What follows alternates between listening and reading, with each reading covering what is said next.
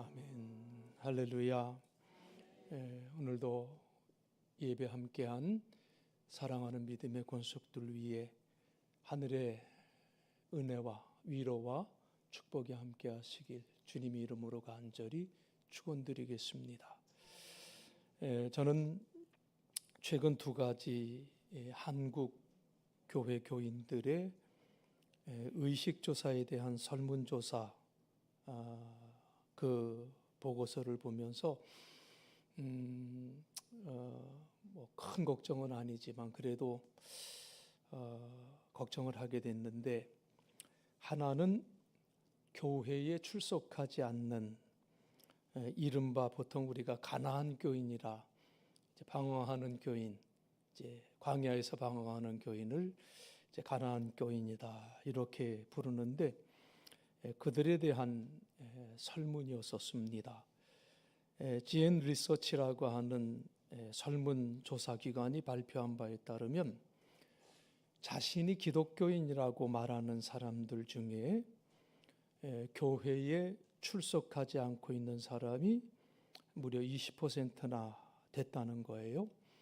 나는 분명 그리스도인이다. 그런데 지금은 교회를 다니지 않는다.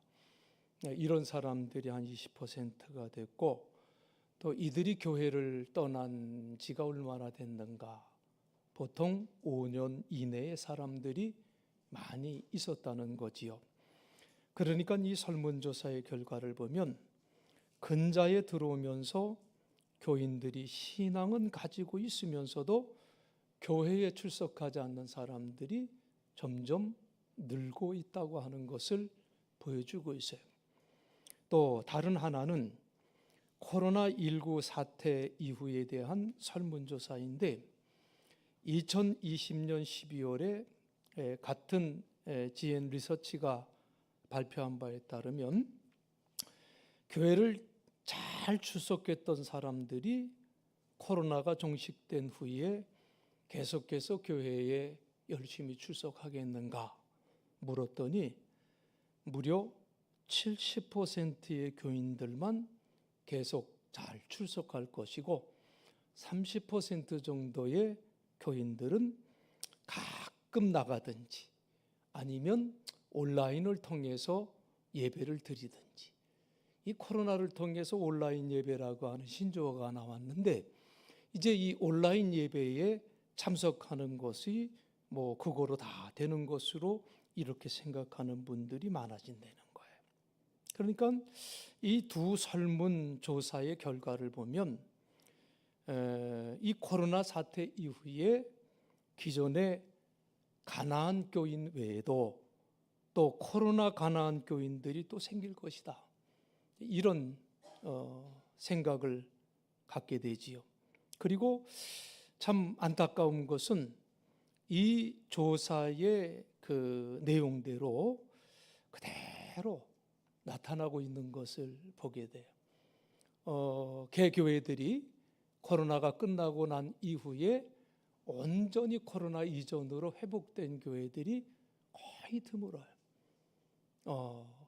온라인 예배, 말은 예배지만 얼마나 편하겠습니까? 그저 앉아서 아무거나 할 수 있고 왔다 갔다 할 수도 있고 딴 일 하면서도 그저 그냥 틀어놓으면 되는 예배, 이제 여기에 잠식되어 있는 사람들이 너무나 많다는 거죠. 영성가 헬렌 아우엔이라는 사람은요, 현대 그리스도인들의 영적 태도를 지적하면서 이렇게 말을 했습니다. 우리 시대의 가장 커다란 위험은 예수님과 교회를 분리시키면서 공동체 없이 홀로 주님과 결합하려고 하는 경향이다, 이렇게 지적을 했습니다.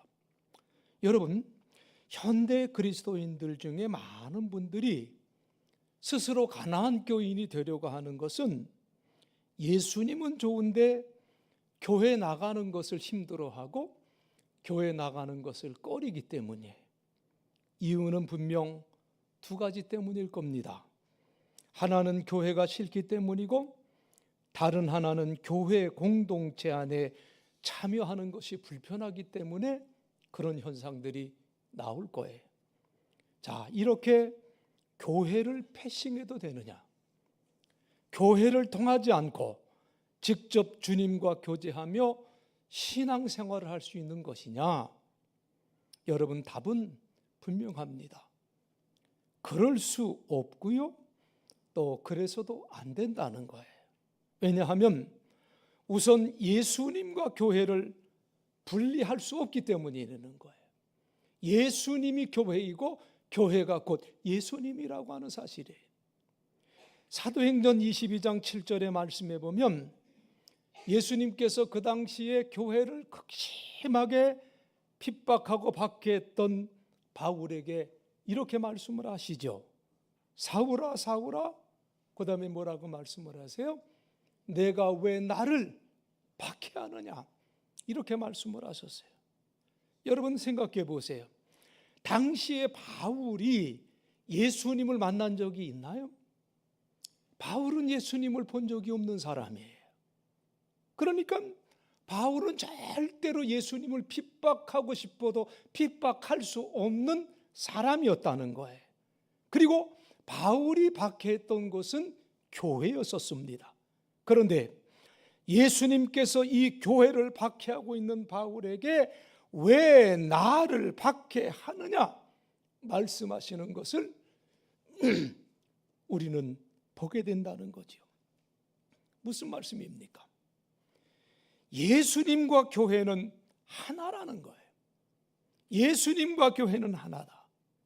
여러분, 바울이 후에 이것을 깨닫고 교회가 뭐냐? 그리스도의 몸이다. 이 모임이 뭐냐? 우리는 그리스도의 몸이다. 이렇게 고백하게 되었다는 사실이에요. 그렇기 때문에 교회를 패싱하고 예수님을 만난다? 교회를 멀리하고 내가 예수님과 함께 교제한다? 여러분, 이것은 불가능한 일이다. 그래서 여러분, 교회가 마음에 안 들면 내 마음을 바꾸시든지, 아니면 공동체 안에 더 열심히 참여하셔서 그 공동체를 바꿔보시든지, 그래서 모든 공동체가 함께 한 마음이 되어서 하나님 앞에 한 형제요 한 자매가 될 수 있도록 내가 더 애쓰고 노력하든지 이렇게 결단해야 될 줄로 믿습니다. 교회를 통하지 않고 주님과 교제할 수 없는 이유는 예수님과 교회는 분리할 수 없는 것이다. 이게 첫 번째 이유예요. 그리고 두 번째 이유는요, 교회는 누가 세우셨어요? 인간이 세운 게 아니에요. 교회는 분명 그 교회를 세움에 있어서 헌신했던 인물들은 있지만 교회는 누가 세우는 거예요? 주께서 세우시는 거예요. 주님께서 교회를 세우시고 교회를 통해서 이 땅에서 하나님의 나라의 역사를 이루신다는 거지요. 특히 주님께서 교회를 통해서 성도들을 보살펴주고 계세요. 성도들이 교회 안에서 영적 교제를 가지면서 배우고 세움을 받고 회복되고 힘을 얻는 역사가 있다는 거지요. 이런 뜻에서 어거스틴과 같은 초기 교회 신학자들과 그리고 종교 개혁자들이 이구동성으로 말하는 것이 뭐냐면 교회는 성도들의 어머니다, 이렇게 표현을 했어요. 마치 이 교회가 우리들의 어머니와 같다, 그 얘기지요. 그래서 성도들이 교회를 떠나서는 믿음을 지키기가 어렵고 교회를 떠나서는 내 믿음이 성장할 수가 없다는 거지요.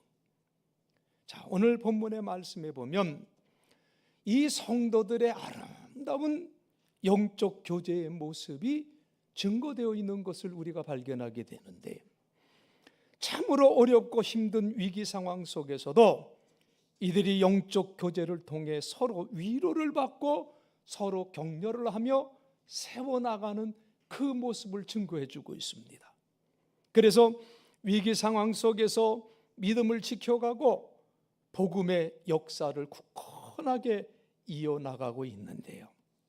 자, 오늘 본문의 말씀에 보면 사도 바울이 결론적으로 이렇게 말을 하면서 그들을 부르는데 뭐라고 불렀는가 하면 형제들아 라고 이렇게 호칭을 하는 모습을 보게 돼. 자, 지금 바울이 데살로니가 교인들을 향해서 뭐라고 불렀다고요? 형제들아 이렇게 부르고 있어요. 자, 사실 바울과 데살로니가 교인들은요 아무 상관이 없었던 사람들이었잖아요. 바울이 아시아 땅에 속해 있는 수리아 안디옥에서 사역했던 분이었고요. 데살로니가 교인들은 유럽 땅 마게도니아 데살로니가라고 하는 지방에서 살고 있었던 사람이었기 때문에 전혀 접촉이 없었던 사람들, 알지 못했던 사람들이에요. 그런데 바울이 성령의 보내심을 따라 제2차 전도 여행 때 데살로니가에 가서 복음을 전하게 되면서 그들과 만나게 되었고 그들이 예수를 영접하여 교인이 돼서 그때부터 서로를 알게 되었다는 거죠. 자, 피 한 방울 섞이지 않는 사람들이었고요.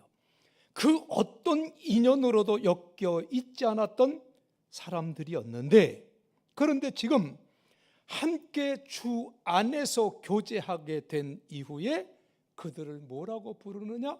뭐라고 생각하느냐? 너희들은 내 형제들이다. 이렇게 부르고 있다는 거예요. 자, 바로 여기에 영적 교제의 비밀이 여러분 숨겨져 있습니다. 일찍이 예수님께서 정말 우리가 쉽게 이해하기 힘든 말씀을 하신 적이 있는데 누가복음 8장 21절에 보면 이런 말씀이 있어요. 예수께서 대답하여 이르시되 내 어머니와 내 동생들은 곧 하나님의 말씀을 듣고 행하는 이 사람들이니라 이렇게 말씀을 하셨어요. 이 상황이 무슨 상황이죠? 제자들이 밖에 예수님의 어머니와 동생들이 와서 예수님을 찾고 있다. 지금 항상 하늘의 복음을 전하고 있는 그 상황 속에서 전하고 있는 거예요. 지금 어머니가 오셨고 동생들이 왔어요.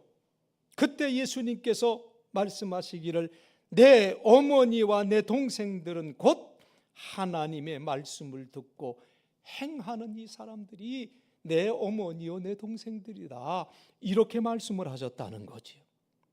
자, 우리는 이 말씀 속에서 두 종류의 가족을 생각하게 되는데 하나는 혈연으로 맺어진 가족이에요. 선천적으로 태어날 때부터 맺어져 평생을 가는 가족관계지요. 그리고 다른 하나는 신앙으로 맺어진 가족입니다. 후천적으로 예수 믿은 뒤에 성령 안에서 새롭게 맺어진 가족관계예요. 바울은요 에베소서 2장 13절에서 이렇게 말씀을 했어요. 이제는 전에 멀리 있던 너희가 그리스도 예수 안에서 그리스도의 피로 가까워졌느니라. 그리고 이어지는 19절에서도 그러므로 이제부터 너희는 외인도 아니요 나그네도 아니요 오직 성도들과 동일한 시민이요 하나님의 권석이라 이렇게 말씀하고 있습니다. 여러분 그렇죠? 우리들은 원래 남남이었었습니다. 그런데 예수님을 믿게 되면서부터 달라졌어요. 그리스도의 피로 가까워진 거예요.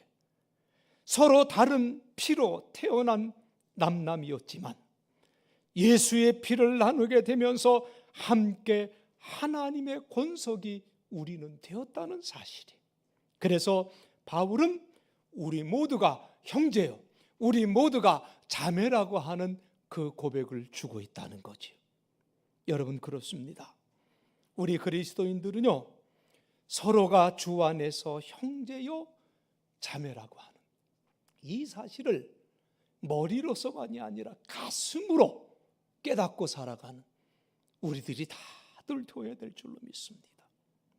특히 한 교회 안에서 신앙생활하는 교우들은 더더욱 우리는 주 안에서 한 형제요 주 안에서 하나의 자매로 맺어진 존재라고 하는 것을 한시도 잊어서는 안 될 줄로 믿습니다. 그리고 더 나아가서 서로 형제 자매의 정을 깊이 느낄 수 있어야 되는 거예요.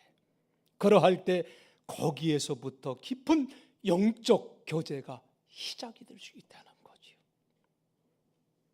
오늘 본문의 말씀 데살로니가 후서의 말씀이죠. 바울이 데살로니가 교회로 보낸 두 번째 편지에 바울이 이 편지를 쓰게 된 이유를 우리는 이 편지 안에서 쉽게 발견할 수 있게 되는데요. 데살로니가 후서 1장 4절에 보면 바울은 이렇게 말하죠.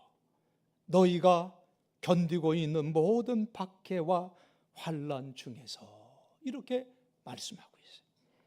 첫 번째 편지를 보낸 후에 바울이 전에 듣게 된 데살로니가 교회의 상황은 더욱더 나빠지고 있어요. 더욱더 악화 일로로 나아가고 있었어요. 박해가 더욱더 심해졌고 교인들이 환난을 견뎌내고 있지만 너무나도 힘든 그러한 상황 속에 그들이 처해 있었다는 거지요. 그래서 바울은 무엇보다도 데살로니가 교인들을 위로하고 격려하기 위해서 이 편지를 쓰게 됐다는 거예요. 위로하고 격려하기 위해서. 그래서 이 편지를 처음부터 읽어보면 우선 간략하게 인사를 전한 뒤에 바울은 바로 그 박해 속에서도 굳건하게 신앙을 지켜나가는 그들을 격려하는 모습을 보게 돼요. 데살로니가 1장 3절을 보면 이렇게 썼습니다. 형제들아, 우리가 너희를 위하여 항상 하나님께 감사할지니 이것이 당연함은 너희의 믿음이 더욱 자라고 너희가 다 각기 서로 사랑함이 어떻게 됐다고요? 풍성함이니. 서로 사랑함이 풍성했다고 그랬어요. 그때가 어느 때예요? 예수 믿기 때문에 온갖 박해와 핍박을 받던 그 시기였지만 그 공동체 안에는 사랑이 풍성했다는 거예요. 그러니 바울이 데살로니가 교인들의 그 모습을 들을 때에 얼마나 감사했겠습니까?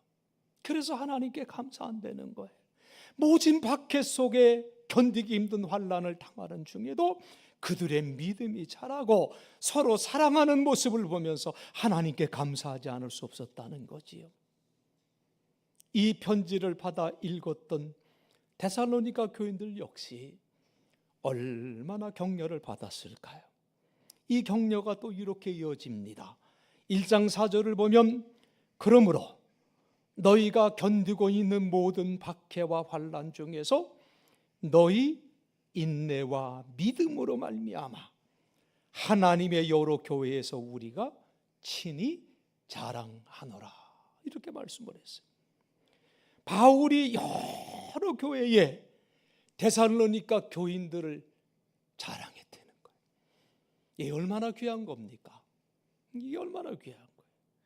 바울이 모든 박해와 환난 중에서도 잘 이기고 견디며 믿음 가운데 굳건히 서나가는 모습을 자랑스럽게 생각하며 바로 이러한 모습을 여러 교회에 전했다고 하는 거지요. 이것을 읽으며 또 이들이 얼마나 격려를 받았을까요?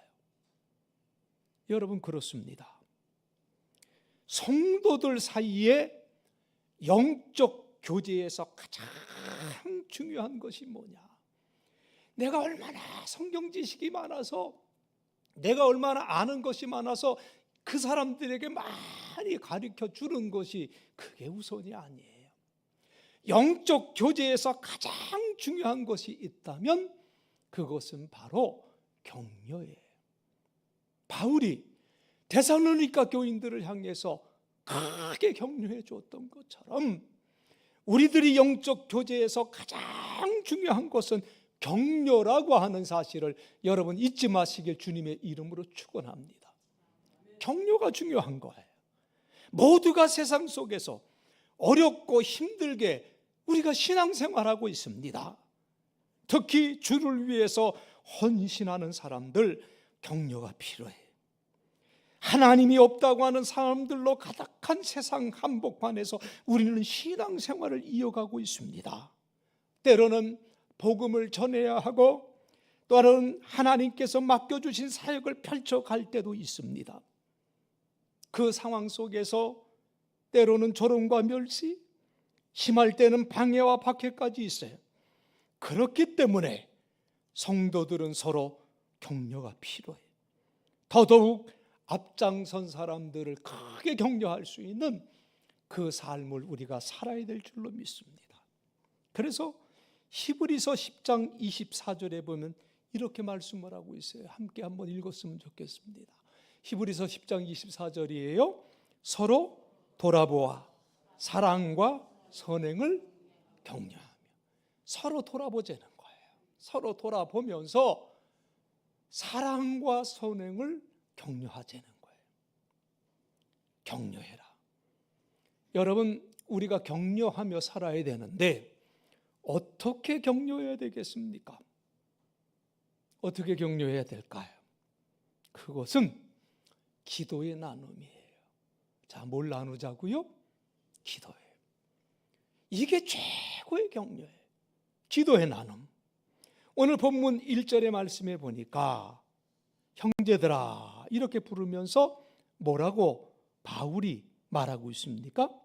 너희는 우리를 위하여 기도하기를 그랬어요. 너희는 우리를 위하여 기도하기를. 자, 지금 바울이 데살로니가 교인들에게 자기와 그리고 자기 사역팀을 위해서 기도해 달라고 부탁하는 말씀이에요. 그리고 특히 2절 말씀에 보면 부당하고 악한 사람들에게서 건져 달라고 기도해 달라. 이렇게 기도 제목을 말하고 있어요. 지금 정말 악한 사람들의 괴롭힘 때문에 힘든 시간을 보내고 있다는 거지요. 오죽하면 이 악한 사람들을 보면서 믿음은 모든 사람의 것이 아니라고까지 할 정도겠습니까? 어쨌든 바울은 지금 자기가 너무 힘든 상황이니 자기를 위해서 기도해 달라고 부탁을 하고 있어요. 저는요, 사실 이 본문의 말씀을 읽고 묵상하면서 참 많은 도전과 그리고 이 말씀을 읽고 읽으면서 많은 감동을 받았어요. 자, 생각해 보세요. 데살로니가 교인들은 누구로부터 복음을 받은 사람이에요? 바울로부터 복음을 받은 사람들이에요. 그러니까 바울의 제자들이에요. 2차 전도 여행 때 데살로니가에 와서 말씀을 전했고요. 그때 처음 예수를 믿은 사람들이 데살로니가 교인들이에요. 그리고 잠시 바울이 머무는 동안 말씀을 전해서 믿음이 생기고 자랐던 사람들인데 어떻게 보면 바울의 눈에 볼 때 마치 어린아이와 같은 신앙인들이에요. 그런데 지금 바울이 어린아이와 같이 보이는 그 신앙인들에게 무엇을 부탁하고 있습니까? 기도를 부탁하고 있어요. 자기를 위해서, 우리의 전도 사역 팀을 위해서 기도해 달라고 부탁을 하고 있습니다. 저는 무엇보다도 이 말씀 앞에서 바울의 겸손을 발견하면서 감동을 받았습니다. 비록 자기가 복음을 전해서 믿음을 가지게 된 사람들이고 자기가 가르쳐서 믿음이 자란 사람들이지만은 그들의 믿음을 존중하고 있는 바울의 모습이지요. 하나님께서 그들의 기도를 들으시고 역사하신다는 것을 믿고 있었다는 거예요.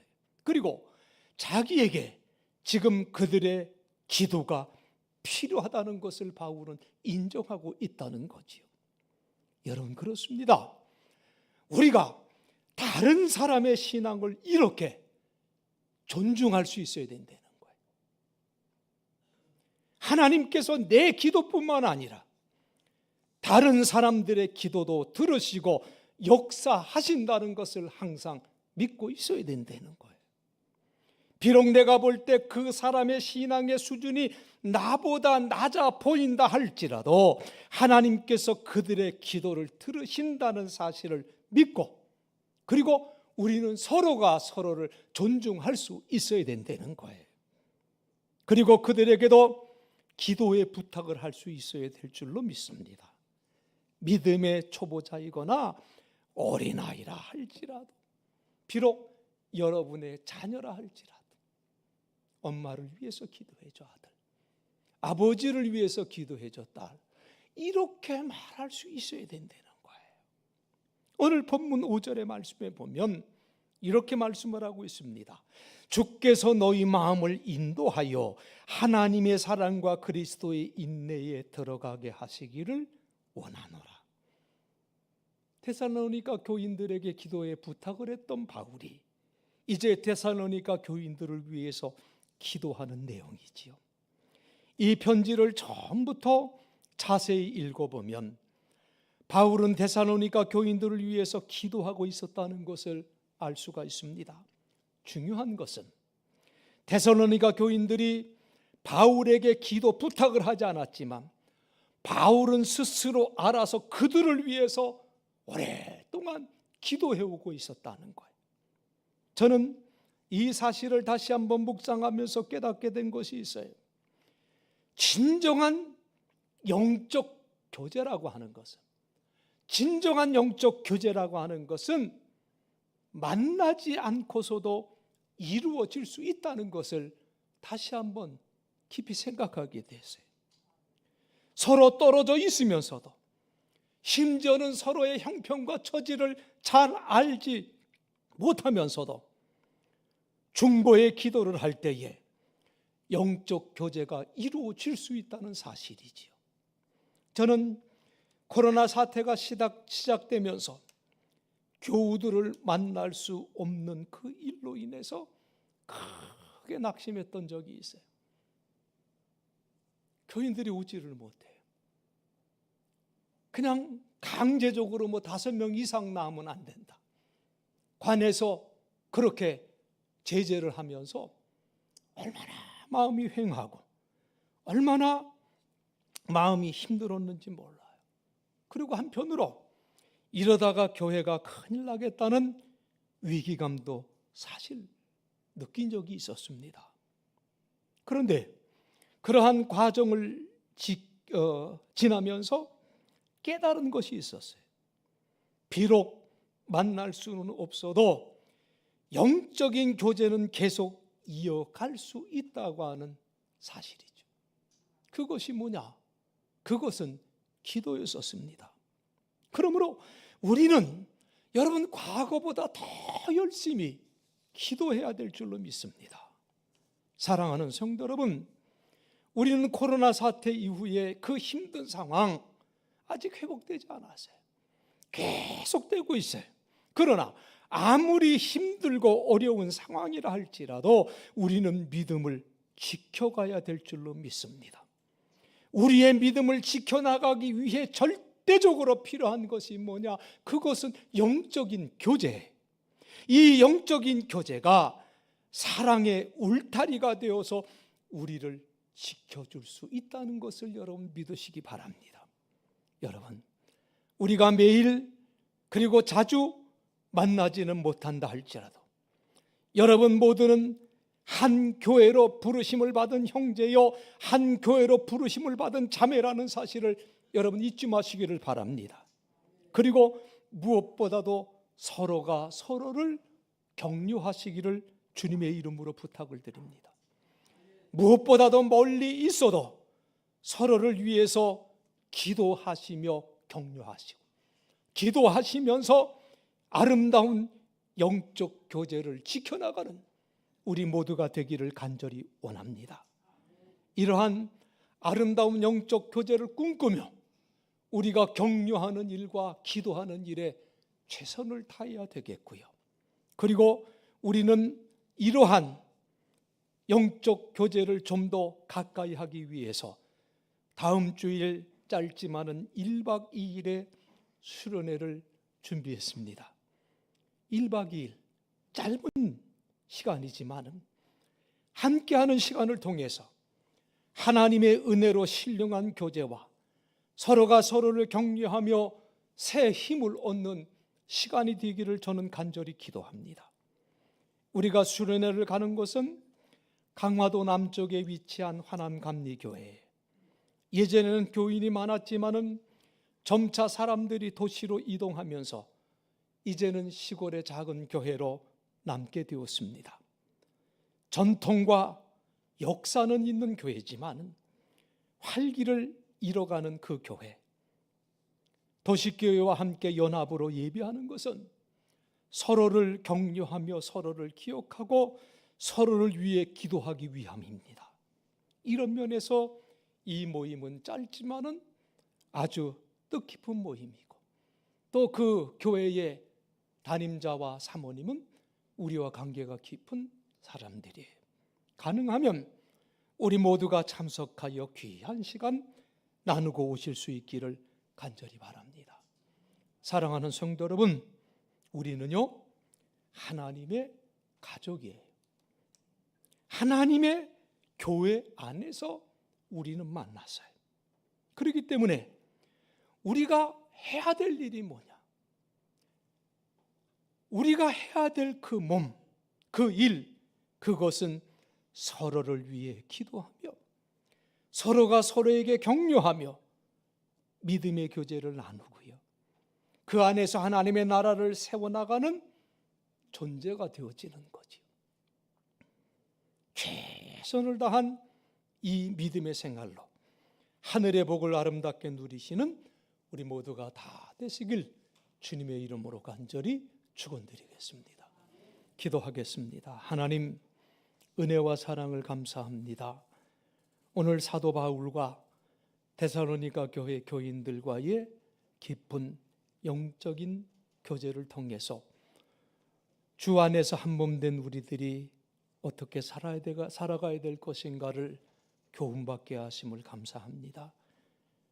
데살로니가 교인들이 환난과 핍박과 어려움 속에서도 그들의 믿음이 자라고 서로 격려하며 사랑으로 세워나가는 그 아름다운 모습이 수천 년이 지나온 이 시간에도 깊은 교훈과 감동으로 다가오는 것은 바로 우리도 그러한 삶을 살아야 된다고 하는 하나님의 뜻인 줄로 주여 믿습니다. 주님 은혜 안에서 우리가 구원받고 주님 세워주신 우리 용산 감리교회에서 만나게 해주셨사오니 하나님, 우리가 서로 격려하며 기도하며 영적인 깊은 교제를 나누면서 하나님 나라의 놀라운 사랑을 맛보며 증거하며 굳건한 믿음의 증언자들로 다들 설 수 있도록 하나님 우리를 지켜주시고 하나님 인도해 주옵시며, 다음 주일에 모일 1박 2일의 모임 속에서도 이 사랑과 격려가 풍성한 귀한 모임이 될 수 있도록 하나님 인도해 주시옵소서. 예수님 거룩하신 이름 받들어 간절히 기도드리옵소서.